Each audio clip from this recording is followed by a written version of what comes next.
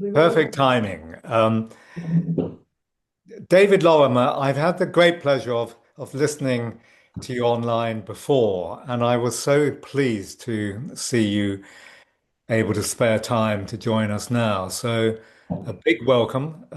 We are looking forward to what you're going to bring. You may know what we have covered in the earlier 3 days, and so the question you're going to talk about, inwardness and agency in the evolution of consciousness, is central to our inquiry. Thank you. Thank Claudius, So, David, so welcome. Thank you so much for joining us. David, you're a writer, you're a lecturer, you're an editor known for your work in philosophy and education. You're the program director of the Scientific and Medical Network, and you've authored several books on topics related to science and spirituality. So we've been looking with intense eyes at the limitations of the scientific model that we've been framed in. But your work has been to actually see how to transcend those limitations. So it is with great joy and great pleasure that I invite you to address our community. Thank you very much indeed. So I'm going to share my screen.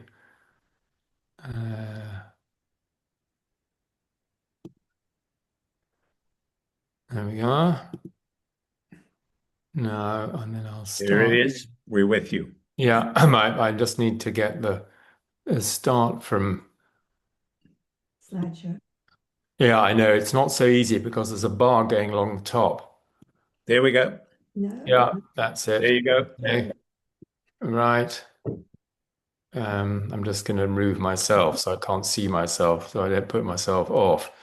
Yeah. So I've added a word to my title. I've added freedom into my title as a result, really, of looking, preparing this presentation and realizing the centrality of this, which I'll explain as I go through. And I'm dedicating this talk to Dr. Jean Houston, who some of you may know has just died. She was an evolutionary leader, along one of the prominent evolutionary leaders. Jude and I are both in that. We are privileged to be evolutionary leaders. And she was an extraordinarily visionary, and her contribution to the culture has been matchless. She was originally mentored by Margaret Mead.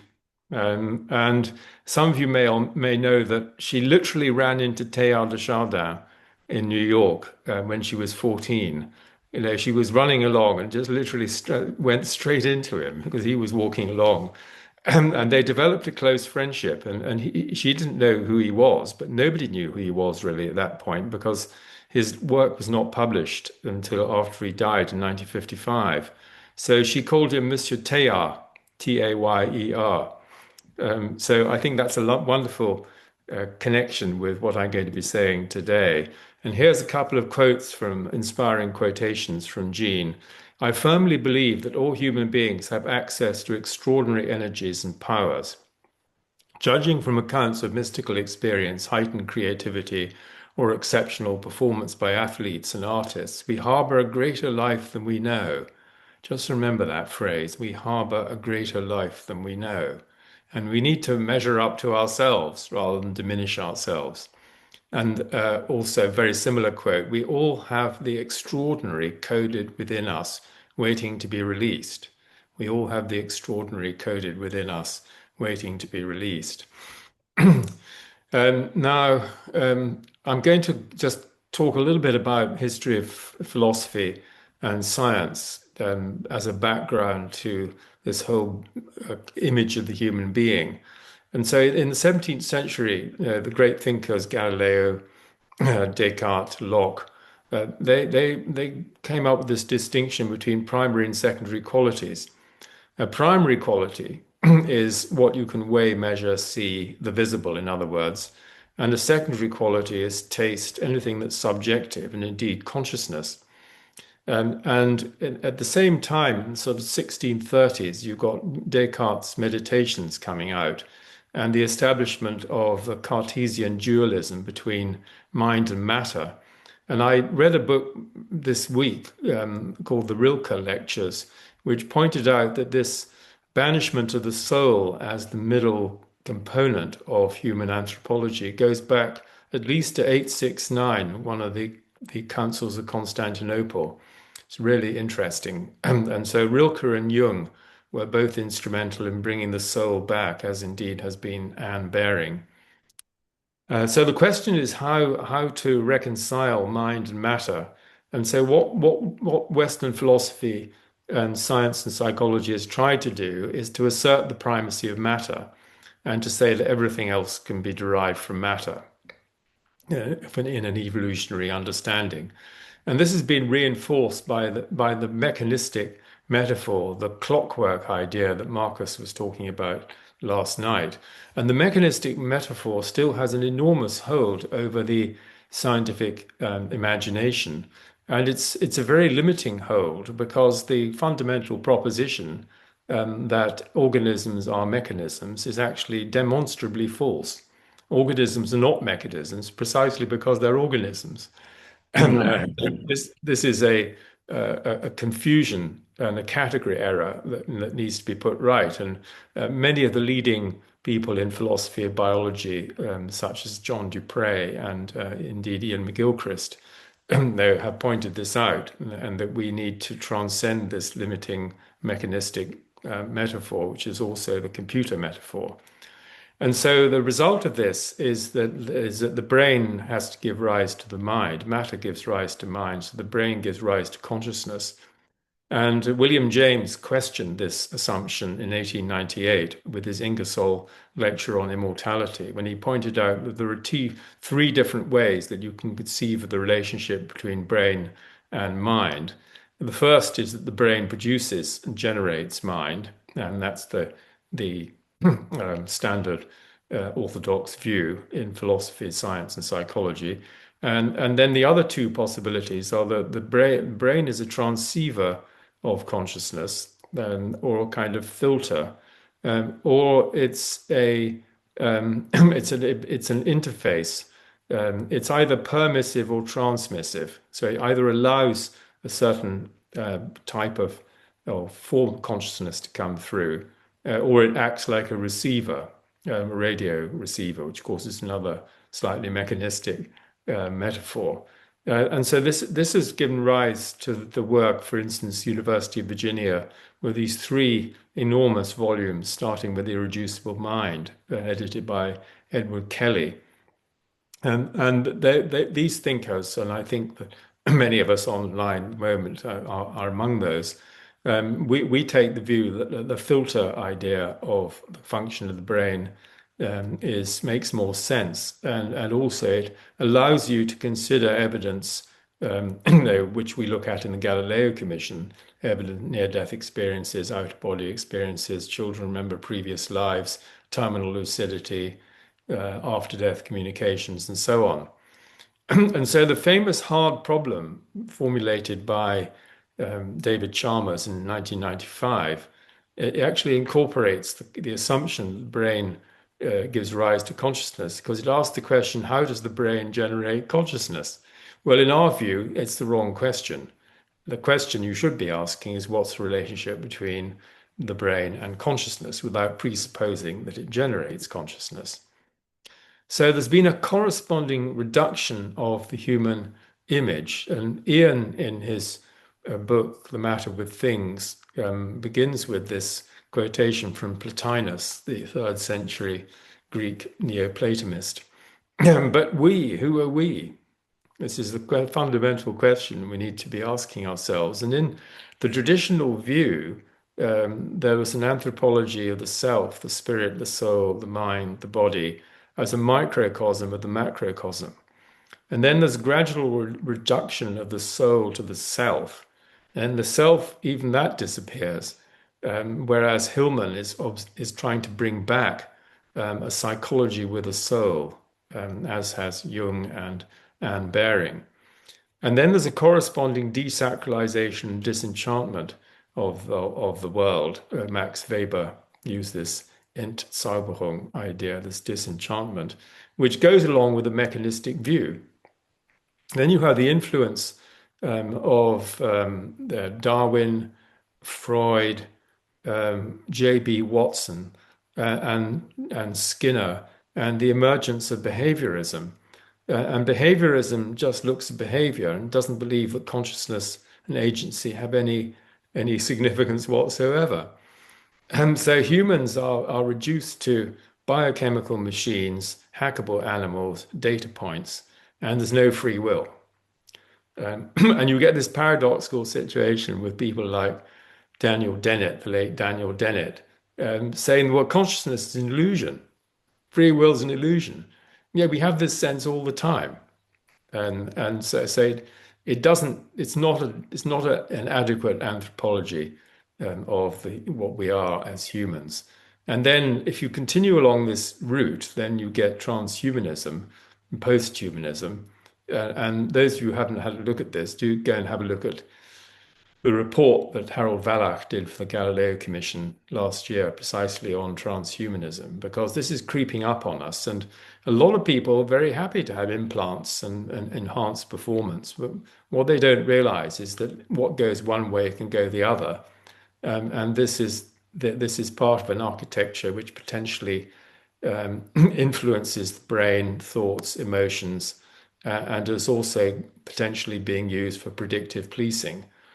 So that if the government picks up that you've got dissident thoughts or the wrong view of reality, they can brand you as a heretic, or worse still, as a terrorist. So Philip Sherrard, who was writing in the 1980s and 1990s, he was Eastern Orthodox, originally lecturer at the University of London.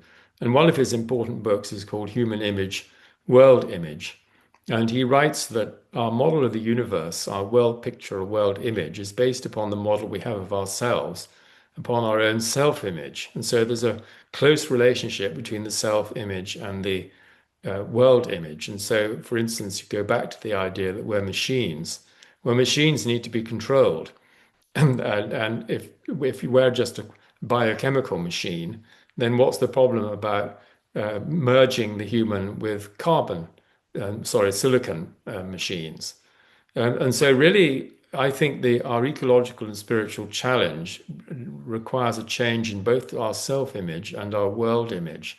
And Jude's been talking about this. We need a new way of looking at the world. And then if you're thinking about, well, what are the metaphors used for understanding nature? And so in the Renaissance, we still had this Giordano Bruno and so on. We had this idea of the world soul, and this is analysed in the work of Dame Frances Yates, in the many books that she wrote. And then you have the idea of the world as an organism in the Renaissance with Brian Goodwin. And then you've got mechanism. Nature is really a mechanism, Galileo, Descartes, and Newton, the clockwork universe. And then more recently, this has been changing. And so you've got this idea of the web of life and interconnectedness, Fritjof Capra's systems view of life with Pierluigi Luisi, amazingly published by Cambridge University Press, which good on them. And then you've got the whole Gaia hypothesis, where the biosphere is a self-regulating process, and life and the biosphere are closely interlinked with Jim Lovelock and Lynn Margulis. And then you have our original indigenous understanding, which we're gradually regaining, I think, that we belong to the earth and the earth doesn't belong to us. An important thing to bear in mind. And here's just a little meditative picture as we go along. This is so beautiful. I've got one more of those. And I just think the sunset and the stillness of the water, and wouldn't you like just to be floating on that wonderful boat? And then here's Fritjof Capra, who's an honorary member of the network. And he says, instead of being a machine, nature at large turns out to be more like human nature, unpredictable, sensitive to the surrounding world, influenced by small fluctuations, the butterfly effect. Accordingly, the appropriate way of approaching nature to learn about her complexity and beauty is not through domination and control, but through respect, cooperation, and dialogue. And this is absolutely essential point, that we're moving from this model of domination and control, which we're also seeing on the geopolitical front at the moment, gradually towards an approach based on respect, cooperation, and dialogue. And this is really the only way forward. Because if you think that violence is going to create a non-violent world, it's just a ridiculous proposition. And many profound thinkers have pointed out this contradiction. If you want a loving world, you have to put love into the world rather than hatred and violence and division. And then this I found is a book by Richard Dewitt on worldviews, which is particularly good background worldviews. And the point I just wanted to stress here is that his quote here, that the worldview is not merely a collection of separate, independent, unrelated beliefs, but is instead an intertwined, interrelated, interconnected system of beliefs, and can be the basis of power. And I just wanted to point out one of the books that's actually holding up my computer here is Fabian Scheidler's book, The End of the Mega Machine. It's an absolutely brilliant book, and I reviewed it in not this issue, but the last one in December of my Paradigm Explorer. And I'm talking to him on the 9th of July about this. And he said, we don't live in the Anthropocene, we live in the Capitalocene, the age of capitalism. And if you think about it and you read his analysis, it makes an awful lot of sense because of the way that economic growth and banking and investment drive our system in a sort of perpetual motion. And so if you take a rather doctrinaire view of your worldview, then beliefs are true and facts are correct only if they fit in. And there's no such thing as there's no such thing as an impossible fact. And so if apparitions happen, or near-death experiences happen, or children remember previous lives happens, then they have to be taken seriously. You can't just bracket it all off and say, well, we'll keep our materialistic worldview because it works very well for most of what we do. And so the point that this primacy of matter is taken for granted in mainstream thinking, and many philosophers and psychologists are still trying to work out how that can ultimately explain everything, including E.O. Wilson.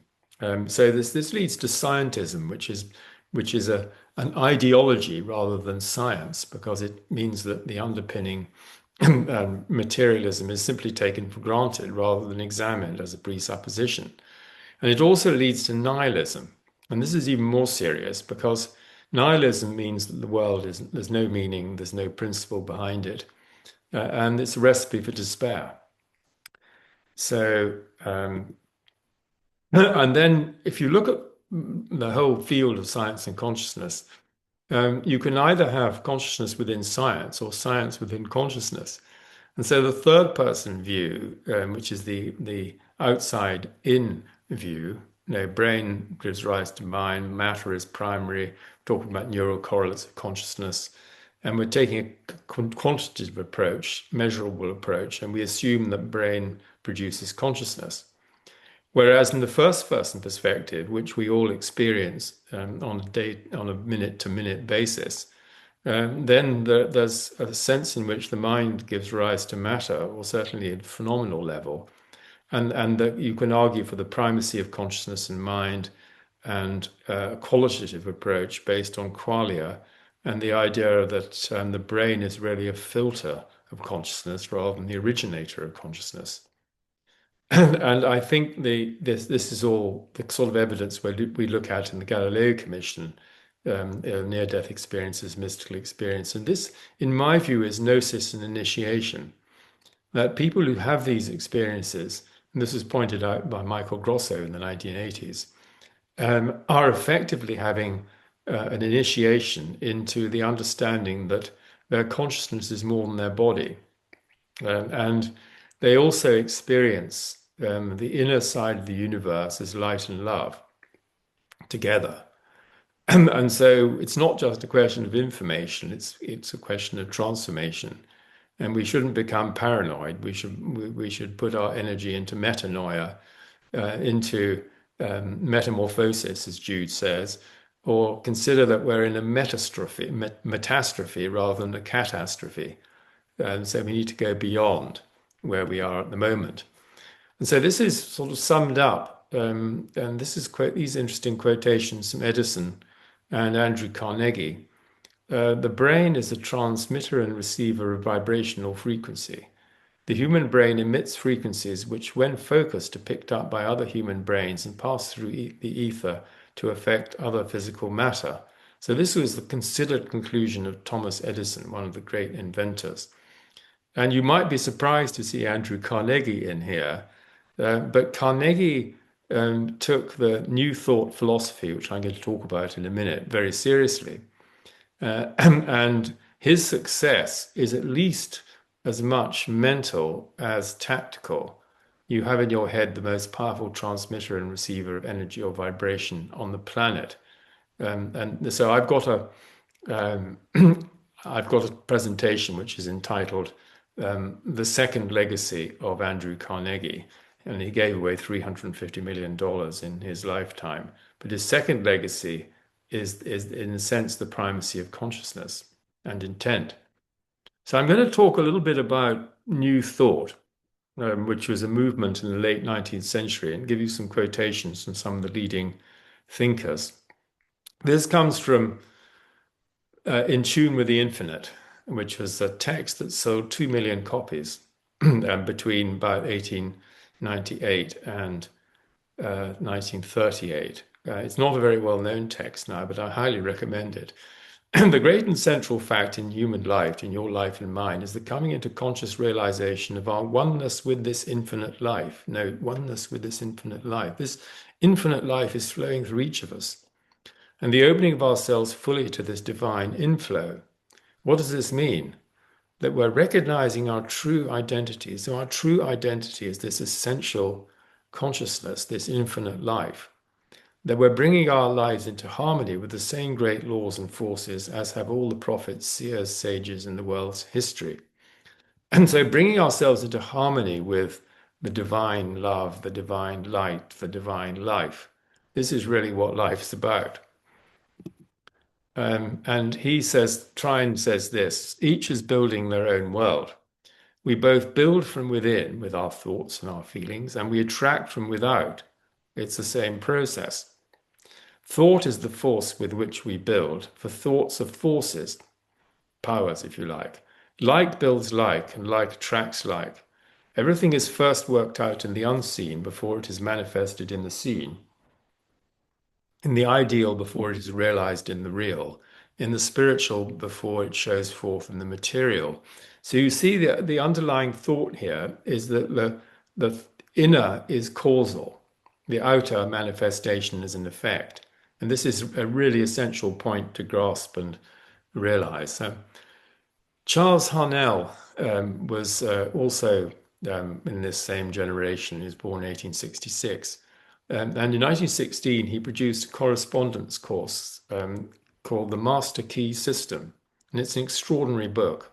I do recommend it as well. And so he gives a very clear statement of New Thought philosophy. There's one principle or consciousness pervading the entire universe. As this consciousness is omnipresent, it must be present within every individual. Each individual must be a manifestation of that omniscient, omnipotent, and omnipresent consciousness. That's us. Everybody who's here, we are in manifestations of this one life and mind. Your consciousness is therefore identical with the universal consciousness. All mind is one mind. Each individual is the individualization of the universal, the cosmic mind. Same thing was said by Walter Russell, who I'm not actually quoting today, that all mind is one mind. Same was said by Schrödinger and many of the other great physicists of the 1930s. And so thoughts are causes and outer conditions are effects. This is Harnell again. The world without is a reflection of the world within. A majority of mankind lives in the world without. Few have found the world within, yet it is the world within that makes the world without. So this was said over 100 years ago. And I just want to mention my grandfather, Sir Robert Lorimer, who was a famous architect. And I'm normally, if I'm at my desk, which I'm not, I'm in the library today, then I'm sitting on a chair that he designed, and at a bureau which he also designed. And if any of you go to Edinburgh, then you must go and see his masterpiece, which is the Thistle Chapel in St. Giles Cathedral, and you'll see a plaque for him there. So where did this all start? Where did the bureau start? It started inside. It started in his imagination. And then he made a drawing, and then he sent the drawing to the craftsman, which it can read, and then the craftsman made the piece out of solid oak. And so it's just that everything, if you just look around your surroundings, wherever you happen to be now, everything you see, lamps, books, windows, bookcases, they all start as an idea. And it's very important to grasp this and remember it. And here's what I think probably the greatest of these new thought thinkers is the Judge Thomas Troward. So it's different the formulation of the same point I've been making. The center of all being is also the center of our being. It's one with ourselves. Individuality is the necessary complement to universal spirit. In other words, individuality is the complement to universality. The universal can't be individual, and the individual can't be universal, but the individual is in fact an expression of the universal. Hence, he says, the whole problem of life consists in finding the true relation of the individual to the universal originating spirit. That's us. So we have to find our true relationship to the universal originating spirit, the universal mind. The great self-recognition, note that, self-recognition, is that of our relation to the Supreme Mind, that it is the generating center and that we are distributing centers. And so another way he puts this in his Dore lectures, he says that my mind is a center of divine operation. And if the divine operation is towards the new growth from where you are already, then the divine mind must work in the same way in me as it works universally. And he also points out, and this is a kind of sub-theme of what I'm trying to convey, that what can say I am in you is the same as what if I say I am, what says I am in me. So the I am is the essence of consciousness. Well, it isn't, but because that's just a word, but the consciousness, the fundamental consciousness is manifest through each of us. And then it's important to realize that you have to bring some feelings into your intent and the way you shape your thought. The desire is the creative power, the force behind all things, the moving principle of the universe, and the innermost center of all life, the cause of all feeling and action. This comes from his book, The Hidden Power. Desire is the mind seeking to manifest itself in some form which as yet exists only in thought.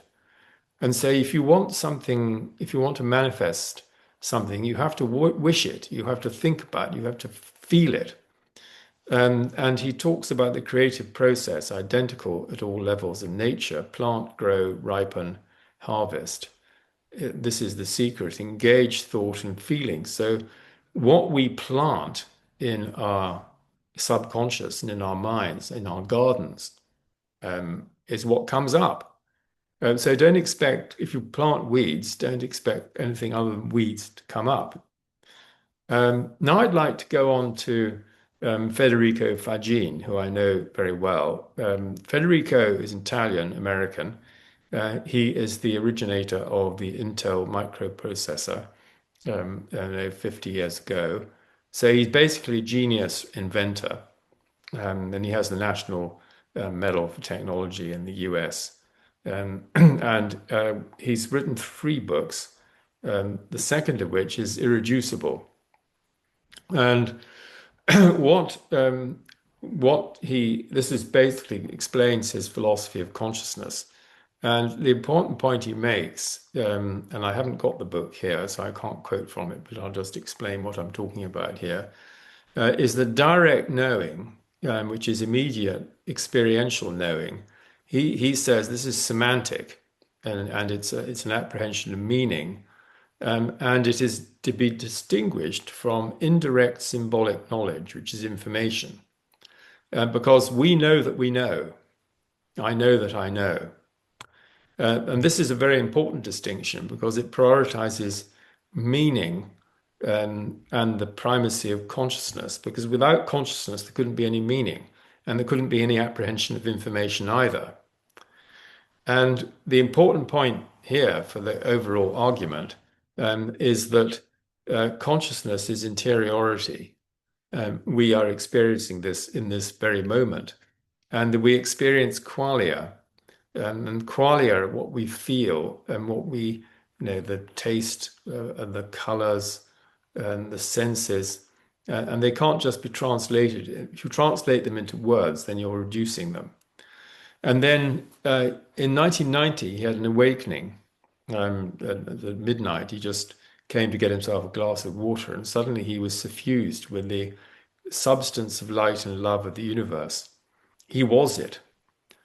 And it knows itself by self-reflection. This is a really interesting point, the way that it goes. This point relates to what I've already said about new thought, that this self-recognition, self-reflection. So the universal can only know itself through us, through the microcosm. Otherwise, it would be absolute in itself with no other. And so this self-reflection, this self-recognition is a key point, and it's a key agenda, purpose in our lives. And so he was both the experiencer and the experience. And he talks about this being imbued with the force of truth, imbued with the force of truth. So you know that you know you've experienced something very profound, and the degree of reality is far more intense. And so this is how he defines himself. I am a point of view of the indivisible one. So each of us is a point of view, he calls this a satiety, of the indivisible one.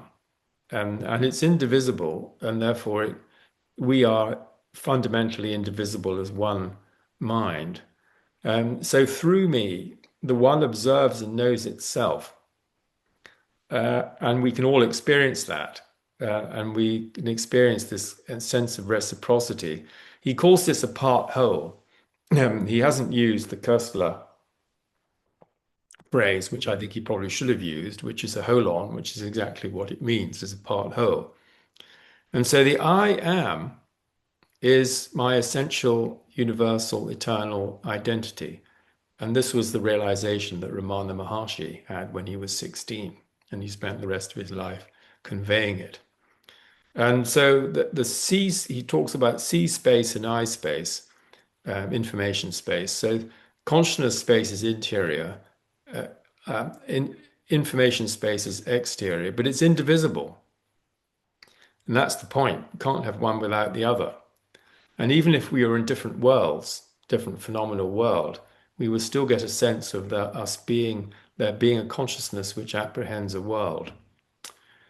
And so he asserts that meaning is the essence of knowing prior to symbols and information, which is the symbolic knowing. And so that, in other words, the right hemispheric apprehension is prior to the representative apprehension and attention of the left hemisphere in Ian McGilchrist's work. Now, I'm just putting in a quote that Eva Ryder used this week in a talk that she gave to us from Francesco Petrarch, 1304 to 1374. And I'll just read these out. And men go about to wonder at the heights of the mountains, the mighty waves of the sea, and the wide sweep of rivers, and the circuit of the ocean, and the revolution of the stars. But themselves they consider not, because our attention is pointed outwards. And what's the use of knowing many things if when you have learned the dimensions of heaven and earth, the measure of the seas, the courses of the stars, the virtues of plants and stones, the secrets of nature, you still don't know yourself? And of course, the Delphic oracle said, know yourself and you shall know the universe. And so again, the knowledge is the microcosm and the inner. Now, inwardness and interiority is of the essence of the mystical approach. And a mystic is someone who is not an onlooker, or the witness part is an onlooker, if you like, but the mystic is a participator and co-creator in an intrinsic relationship and expression of reality. And, and so the onlooker, this is an interesting historical point. This consciousness, and this is the work of Robert Ramanujan, this consciousness originates in the idea of perspective in art, so that you remove yourself from what you're observing, and that then mutates into scientific objectivity, impersonality, if you like, third-person view. And this was criticized by Goethe, who was a poet as well as a scientist, in his idea of what's now called Goethean science, that you need to enter into what you're contemplating and understand the process of it from within. So when Goethe was studying plants, what he was interested in was the metamorphosis of the plant into the fruit, flower and the fruit. And he could lay all this out. And so he had this understanding of becoming, which then gets formulated as evolution. It wasn't in his day. And this is a quote, well-known quote from Meister Eckhart, which I love. This is 14th century, died in 1328. The eye with which I see God is the same eye with which God sees me, or sees in me. The eye with which I see God is the same eye with which God sees in me. It's so subtle. And again, you have this idea of self-recognition, self-reflection. And so you have it's a reciprocity, self-recognition. It's the essence, the I am, the one self, corresponding to the experience of cosmic consciousness, where you have this immediate realization that you are that, you aren't a part, you are that. And this is really the textbook definition of gnosis. So that means that we are one another, and we need to apply the golden rule. And if I was giving a different talk, I would explain at this point the significance of the life review in the near-death experience. Now we're going on to Jung. So and the Mysterium Conjunctionis, which is the title of one of his late books. And this, at my stage of life, I find this very, very important to see how I can reconcile the opposites within myself, the masculine, the feminine, matter and spirit, conscious and unconscious, mind and heart, in the process of individuation. And in the current issue of Paradigm Explorer, I review a very interesting book, which is the texts of the interviews on which his autobiography, Memories, Dreams, Reflections, is based. And what Jung was aiming at was wholeness, not one-sided perfection. And this begins to segue into the thinking of Jan Christian Smuts. It's an alchemical process, the butterfly. Jude talks about this, the process of the self becoming the self, the universalization. And this is perhaps the superconscious. And in New Thought, for instance, in Thomas Troward and others, you've got this notion that's not just the subconscious, but the superconscious. And the superconscious, some of these people, they were studying hypnosis and genius. And so this idea, this mathematical prodigies, for instance, people who can say what day of the week it was in 1319, May the 6th, that's a function in their view of the superconscious. And so you're actually tapping directly into the universal mind. And what was also very important in Jung was introducing this notion of synchronicity. And some of you may know that a couple of years ago we published a volume on this called The Playful Universe. And so we asked the question, what kind of reality do we live in if synchronicity happens? And most of us realize that it does. It's not just mere coincidence. And it shows us that there is a close relationship between what we call inner and outer. And so what goes on inside us then can be manifest in the outside world. Now I'm going on to Teilhard de Chardin. And so he's 1879 to 1955. Jung was 1875 to 1961. And so you're talking about people of a similar generation, 1870 to 1950, as Smuts's dates. And Walter Russell, 1871 to 1963. So he was, I hadn't really come across this idea of centration until I was reading this book by Shelley Joy, which I reviewed in the last issue. And so he was what you might call a scientist mystic of evolution. And as I mentioned before, his work was not published in his lifetime. And his idea was this moving towards this omega point. And he coined this idea of the noosphere. So the noosphere is a gradual development where you add thought to the biosphere, and then you get the noosphere, which is a bit like a kind of internet, or it's a sort of metaphor in a sense for what then became the internet. And there's an energy of centration, of centrogenesis, of moving towards the center, moving to inwardness. And this is contrasted with the idea of diffusion, of an energy that moves out, centrifugal and centripetal. And in Shelley Joy explains that the spirit is consciousness. And in French, esprit means both mind and spirit. So it would have been, he'd originally have written in French. But we are coincidental with consciousness.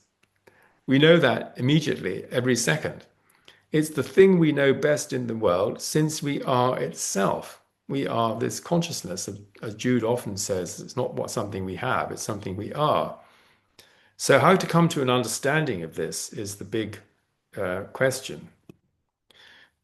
So what he says, spirit is not a phenomenon like a phenomenon, in which some materialists people say epiphenomenon, mind is an epiphenomenon of matter. And he says that dimensions of consciousness are the dimensions of the universe itself. The dimensions of consciousness are the dimensions of the universe itself. And then you have these different flows, which I was just referring to. So you have this idea of unfolding and enfolding, which is very similar to David Bohm. I haven't got time to go into David Bohm today with his implicate and explicit order. And so the axial dimension is non-local, and the tangential, as he puts it, is local. And you get a correspondence here between what is implicate and explicate. So the local is the manifest, but the underlying reality is non-local, both in terms of mind and in terms of quantum theory. So you have a tangential outward flow and a magnetic radial inflow. So the magnetic radial inflow is this inwardness centration process, which is also a process of embodying love and moving towards the omega point, or the Christ point, which I'll say in the next slide. And it corresponds to the Peter Doonoff idea of there being an outward movement of involution and a return movement to the center of evolution. And Walter Russell had very similar ideas in his book, The Universal One from 1928, of a radial energy radiating outwards and a gravitational energy radiating back to the center. And so he coined this idea of hyperphysics. This is Teilhard still. And I love this word, amorization, the gradual becoming of love. And so he had himself a mystical experience while he was a stretcher bearer in the First World War of natural psychic unity. And this is quite similar to the way that Smuts would express it. And that the Omega or Christ emanations are mystically perceived. That's what he was talking about there. And they are the center of the milieu divin, the divine milieu, which is the title of one of his great books. So, and it's in this milieu divin that the Holy Presence is born and grows subtly within us. And this is the inner unfolding that happens in each of us, and which we're more or less conscious of. And the process of centro-complexification, because this is the idea of complexification, which Jude also talks about, is, in his Christian view, an evolution towards Christ consciousness, towards the Christic. And love becomes a spiritual power and a higher agency through surrender to the divine will. So, in my view, agency, the divine agency is superior to human agency or deeper than human agency. And so at a certain point, you develop the will, the wish to serve the divine will, and your own agenda becomes less important. So cosmogenesis for him is equal to Christogenesis, which is the Christ consciousness. And he talks about love is undoubtedly the single higher form towards which, as they are transformed, all the other sorts of spiritual energy converge. As one might have expected, the universe built on the plane of union by the forces of union. And this, I think, segues nicely into Smuts's principle of synthesis, this universe built on the plane of union by the forces of union, which is the holistic idea as far as I've understood it. And then I got a lot out of the earlier presentations and some of the texts that Claudius kindly sent me.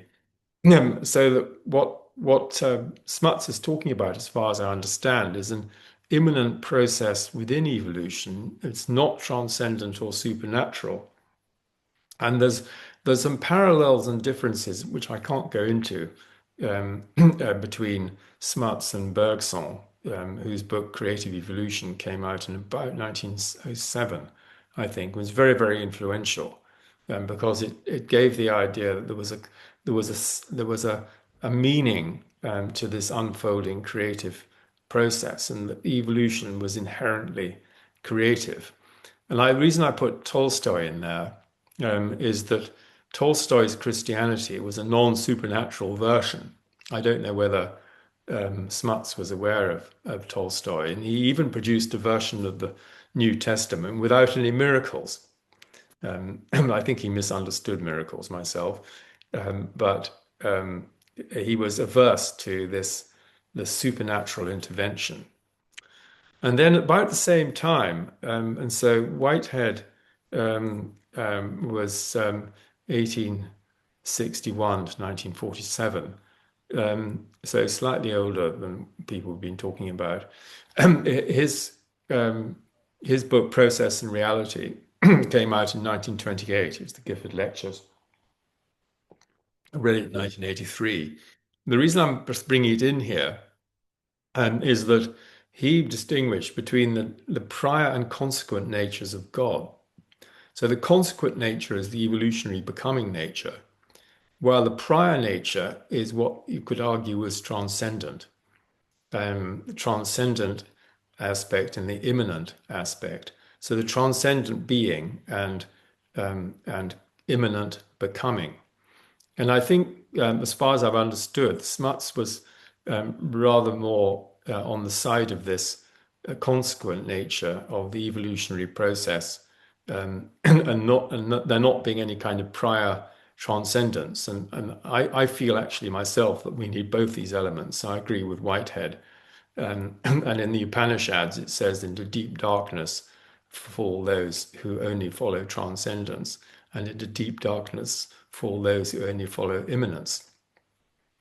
So the principle of synthesis then is one that generates wholes, in terms of what we've been talking about, complexity, consciousness, and unity. And so there's a progressive unity and individualization, individuation going on. And the divine is the spirit of the whole, which in more modern terms, one might call the principle of autopoiesis and self-organization. So these ideas of complexity, chaos, self-organization, autopoiesis, they didn't come in until much later. And so they're a kind of update, if you like, of what was being explained in the 1920s. And nevertheless, in spite of everything I've just said on this slide, Smuts believed in an invisible power behind the physical, or beyond the physical. Now I come on to just a short reflection on Emerson's book, Representative Men, which I read a long time ago. It's in my library in Scotland.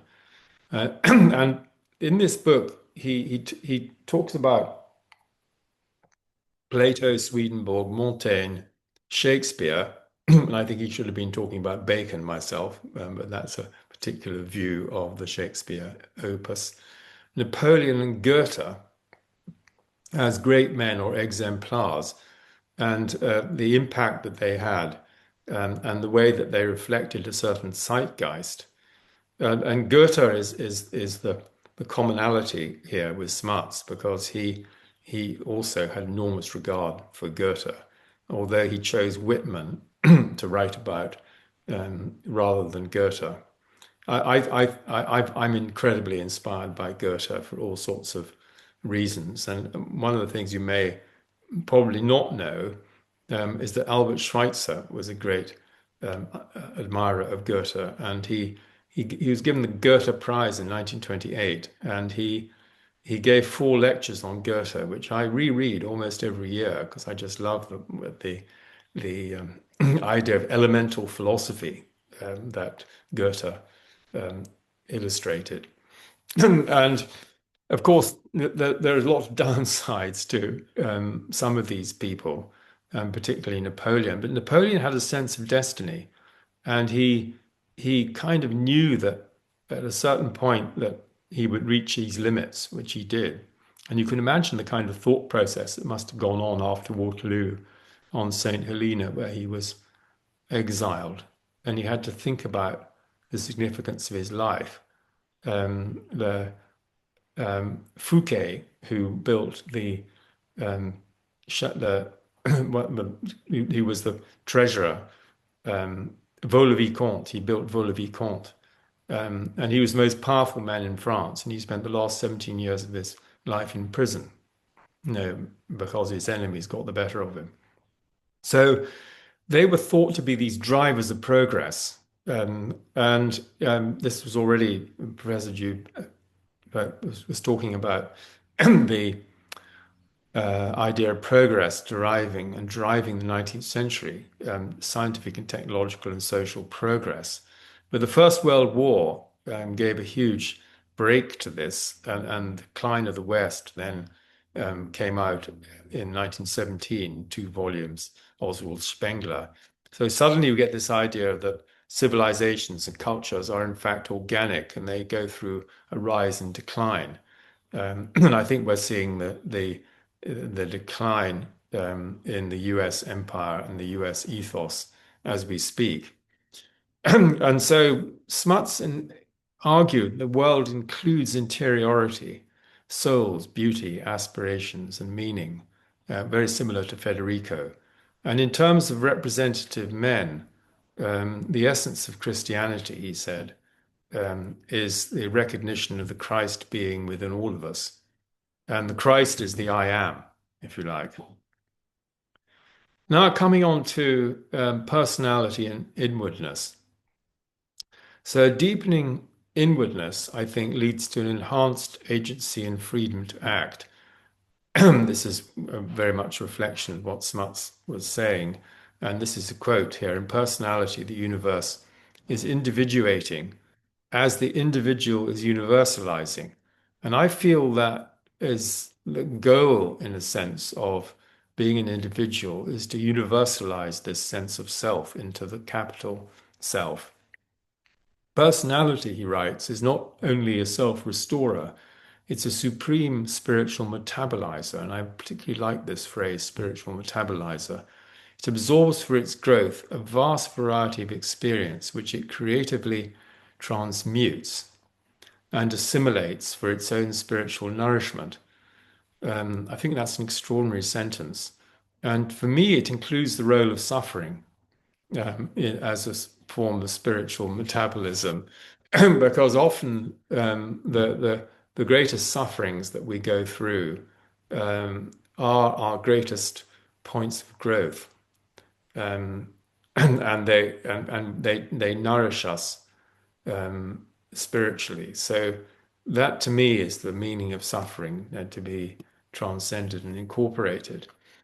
And here's another quote. As an active, living whole, personality is fundamentally an organ of self-realization. The object of a whole is more wholeness. I like that. In other words, more of its creative self, more self-realization.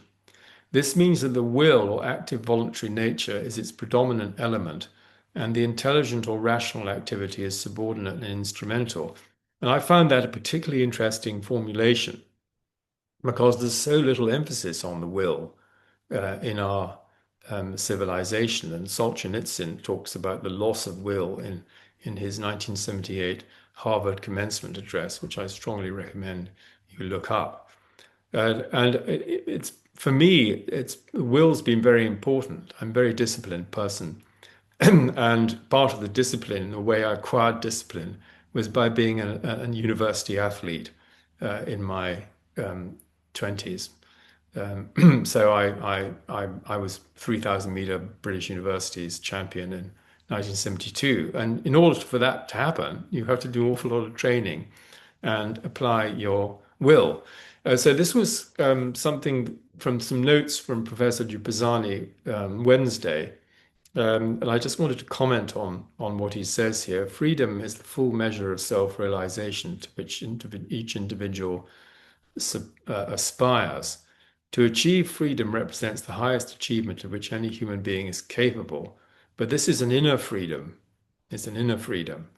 And the decline in freedom of thought leads to a climate of intolerance and opens the way for people to accept new tyrannies. That's exactly where we are. We're in this situation of a decline of freedom of thought, leading to a climate of intolerance, opening the way for people to accept new tyrannies. And I recommend an interview last 10 days with Matthias Desmet from University of Ghent with Glenn Deason on exactly this situation of mass formation. And so we've now got an orthodox view on many things, the received view, the consensus view, that if you don't accept it, then you can't be a good person. You must be evil. You must be an evil intent. And so there are dissident views on many geopolitical issues, which go contrary to the received narrative. And they are normative in the sense that the people who feel they're on the right side, they're the good people. And the other side, or those who disagree, are the evil people. And you then project the demonic and the shadow onto your enemies. And you can see this happening all around the world. Without external freedom and internal peace, contentment, and happiness are not possible without freedom. Without external freedom and internal harmony, the individual personality cannot find dignity, happiness, and wholeness. And I think that's very true. Through freedom and wholeness, the individual can achieve higher spiritual values and creativeness. And so this is all an inner process. Now, I wanted to segue into the outer in a way, a new hope for the future. And at the end, I'm going to read you a poem about hope. It's not very convenient to read it now because I have to go into a different screen. What I want to see in the world is grassroots agency at a local level. because the powerful central institutions, and again, Marcus made this point last night, everything is bureaucratized and turns into a policy. Smuts's vision for the League of Nations and the UN, which is really a question of cooperation, partnership, synergy, mutual aid, reciprocity, fraternity, holism, and unity and diversity, leading to peace. Well, my great-grandfather, Professor James Lorimer, his magnum opus in 2 volumes called Institutes of the Law of Nations, 1883, and I have his copies with the printer's bill inside. And he was already suggesting in 1883 a permanent Congress of Nations, an international court of justice. He was a moral philosopher and interested in the application of natural law. He had honorary degrees from Moscow, Bonn, and Bologna. So he had a European reputation. And I feel very close to him in my way of thinking. And then these same principles you'll find in the work of Robin Wall Kimmerer: reciprocity, mutuality, relationship, care, partnership, kinship, belonging, leading to flourishing, abundance, generosity, giving, sharing, and the idea of an honorable harvest. You don't strip everything out. You leave something for the ducks and the animals. And an honorable harvest is not a total wipeout, 100% consumption. Plants are those who take care of us. Think about that. And trees. And then the importance of ceremonies and gratitude, of thanksgiving, and of place and ancestry. We've lost these these rites of passage, even the Beltane and Samhain, and the various Celtic ceremonies. So here's another little pause. Beautiful. Wouldn't you like to be on that? Now I'm coming on to, again, this sort of more this outer social looking thing and orientation. Arnold Toynbee, the great historian, study of history. And I'm going to give you these couple of quotes from Toynbee and Václav Havel, and because I think it speaks to where we are. I don't believe that the goal of true and lasting peace can be reached without a worldwide spiritual revolution. This is what we're in the process of at the moment. By this, I mean the overcoming of self-centeredness in both individuals and communities. So if you look at the UN, we've still got a situation where we have each nation is effectively arguing for its own interests or the interests of what they regard as their allies. And how do we do this? By getting into communion with the spiritual presence behind the universe and by bringing our wills into harmony with it. And so you can see that Toynbee was a mystic.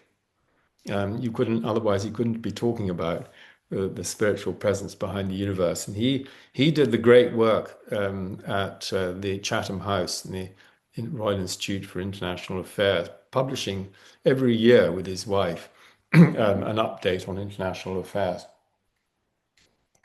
So his work is seminal, and he was a pupil at Winchester College, where I taught in the 1980s. And when he was received by the school in 1974, just before his final stroke, he was addressed by the prefect of hall in Latin, and he replied in Latin, as one would if you're a classical scholar. And I was struck by this, which Claudius sent me, letter of Smuts to Queen Frederica shortly before he died. The mystic whole is all the time with us and in us. One becomes aware of the divine, not as something beyond, but as the soul and essence of nature and oneself. Very close to the other thinkers I've been talking about. We are truly one with all things. One realizes this at great moments of inspiration, when the self merges into the whole, and the self merges into the whole. So this is this self-recognition of realizing that we are the whole. Here's Havel, and this was a speech in 1993 to the US Congress. Very powerful statement. Without a global revolution in the sphere of human consciousness, nothing will change for the better in our being as humans, and the catastrophe towards which we are headed will be unavoidable. We're still incapable of understanding that the only genuine backbone of our actions, if they are to be moral, is responsibility to something higher than my family, my country, my firm, my success. Responsibility to the order of being, where all our actions are indelibly recorded and where and only where they will be judged. And so this is the transcendent, this is the invisible. This is our cosmic responsibility to understand our oneness and to act according to the golden rule. Here's my teacher, Duno, Peter Dunoff, very powerful photograph of him in Rila. And a book here that I'm reading at the moment called The Quantum Transition, not sure about the title. And so he explains there are three key principles. The first principle on which the whole of existence is based is love, which brings the impulse to life. And elsewhere here, he says, when I talk about love, I don't consider it as a rule in a moral sense. I talk about love as a cosmic force, as the basis and essence of life. And this is what we've really got to come to realize. And Jude and I are working on the science of unitive love. Second principle is wisdom, which brings knowledge and light to the mind. The third principle is truth, which frees the human soul from bondage. You can see I'm wearing a pentagram here, which also is goodness and justice. There's nothing greater than these principles. There's no straighter or surer path. In these principles lies the salvation of the world.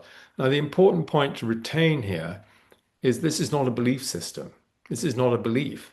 Principles are principles, and they need to be understood and applied. So each of us in our own way needs to understand love, understand wisdom, understand truth, and apply and embody it. So he sums this up by saying the supreme goal of human life is that people should be free and to serve love, wisdom, and truth. That's what I try to do. This is a little photograph of paneurism going on in the Rila Mountains, and this is the movement called liberation.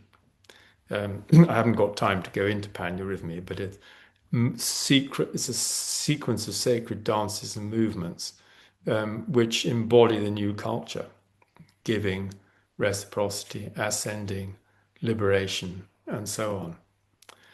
Now, he explains that there are 4 degrees of human culture, and I think this is a useful slide to put in here, because we see this still reflected in the world today, these 4 degrees of violence, force, domination, and power. You're seeing this in the Middle East at the moment. Law, threat and control from the outside, justice, universal, excluding privilege. But at the moment, violence is trumping justice, to coin a phrase. And then love, the heart, life for the whole. So that the finest degree of human culture is love, as also stressed by Teilhard de Chardin. And this very much the view of Peter Dunoff as well, that love is basically not emotional, but an ontological power, the essence of life, the dynamic union of the separated. So this is philosophically and ethically what we should be working on. So I think the fundamental evolutionary shifts that we need to make at this point are from fragmentation and separation to wholeness. Jude has also been talking about this. From fear to love and kindness and trust. From competition to partnership. From domination to partnership and dialogue. From greed to caring and compassion. From outer to inner authority, which is the inner freedom we've been talking about, and agency and resilience. And from violence and force to power, in the sense that defined by David Hawkins. He says that force is violence and power is spiritual, and integrity, and moving from the individual to the universal in service to the common good. And this is Peter Dunoff here. Again, probably from 100 years ago. Humanity is moving towards collaboration, mutual aid, and union. The question is knowing how to harmonize liberty in the collective, liberty and solidarity. First sight, these seems to be mutually exclusive: liberté, égalité, fraternité. Their harmonic coming together is the higher idea of humanity that can only be attained through life for the whole. So this is a phrase I'd like you to retain, is love is life for the whole. And so our service is life for the whole. It's not for the part. It's not even for society. It's for the divine, which is the whole. So the vision is the oneness of life and consciousness, awakening both individual and collective, and regeneration of our Earth systems. And so this sums up the way I see the necessary shift from love of power to the power of love. And requires an imaginative shift in the first instance. So that what's coming down the line from very powerful groups and elites is a new world order or a great reset. You've heard these phrases. And this is based on fear, militarism, violence, separation, control, surveillance, manipulation, propaganda, exploitation, servitude, and uniformity. Everybody's got to be the same. They've got to have the same opinions. Whereas power is based on love as the unitive principle, harmony with the earth, fraternity, service, mutual aid, non-violence, justice, peace, life for the whole, diversity, and overcoming evil with good, not with force. And here I wanted to put in a quotation from Peter Dunoff, "Women will save the world." This was a lecture given in the 1930s, and the return of the sacred feminine. This is the great work of Anne Baring, her recent work and her dream of the cosmos. Women will save the world, not preachers, not bishops, not priests. Women will save the world. Do you understand this? The new culture does not call for women in the ordinary sense of the word, but for women of the new era, resolute, radiant women, women with luminous minds, generous hearts, and willpower as strong as a diamond. There's the willpower, you see. And so you could say, well, that applies to men as well. We need to be radiant, resolute, have luminous minds, generous hearts, and willpower as strong as a diamond. So this is our imperative, as I see it, evolving into a culture of love and wisdom based on the oneness of life and the golden rule, a metaphysical and spiritual revolution, deepen our philosophy and our ethic of love. And we're living in a time of revelation, of apocalypse. And I think that the secrecy and corruption are being revealed and will continue to be revealed and need to be revealed for ordinary people to realize that we need a completely different system. It needs to be based on different principles. A politics of integrity and service and love as life for the whole. And we also need to heal our trauma. And we are creating more and more trauma by the day. But in order for us to live peaceably together, we need to tackle this issue as well. So I've got two more slides, and then I'll read my poem. We talked in Oxford about being in the world, and we have a conversation coming up in 2 weeks with Ian McGilchrist and Charles Eisenstein precisely on this topic. So this is what I'm recommending that we should all apply to ourselves, and I should apply it to myself. So we need to be grounded in love and wisdom and truth and justice and goodness in the divine will. We need to be inwardly free, centered, balanced, coherent, strong, responsible, courageous, and compassionate. We need to be visionary, committed, co-creative at the causal imaginative level. And the same principles that producing chaos in our world can produce harmony. It's just a matter of us actually actualizing this and being committed to it. And Jude and I were both at the Nordic Lighthouse in Reykjavik in Iceland, and we were told we need to become the people, the kind of people who can co-create the world we all yearn for and long to see. And at our deep level, I believe that we just really need to manifest the light and love that we are intrinsically. And I'm going to leave the last word to Jean Houston. I firmly believe we're not going to survive unless we move towards a planetary civilization with high individuation of culture, and women have to play a very critical leadership role in making this happen. I absolutely believe that. And there's a new potential woman Secretary General of the UN being supported by people I respect. And finally, we can consciously make choices for new possibilities and turn them into probabilities for our lives. We can become the co-creators of the design of social structures that enhance life rather than diminish it. So let me just stop share and give my and just read my poem. So it's called the spirit of hope. To live means to hope. Poetry is the language of hope, and this is from a book by Byung-Chul Han. To hope beyond hope is to aspire to the impossible, and yet to the not yet possible. To trust beyond trust in the ditch of despair is an orientation of the spirit, a dimension of the soul, the power of awakening, the power of resurrection, the power of rebirth. To attend to the other with love is devotion to life itself, the dawn of divine radiance, brightening the world, redeeming our motives, purifying our intent, cleansing our hearts, fortifying our courage to stand firm in the swirling turbulence with those cast adrift in the maelstrom, isolated in frigid fear. Coming into being is coming into being, tenderly touching one another, drawing close in resonant empathy, co-creating peace from within, inspiring beauty, sowing seeds of hope in the fertile soil of cosmic spring, dreaming forward the vision of a new earth, cohering in co-creative communities, coming together. Thank you. I'm sorry, I seem to have gone on longer than I should have. The book I was quoting from by this Korean author is actually called The Spirit of Hope. And it's a very, very interesting book because I think that hope can be misused as well. That you need active hope rather than just hope for the best and not contribute anything to it. Ubuntu, yeah, indeed.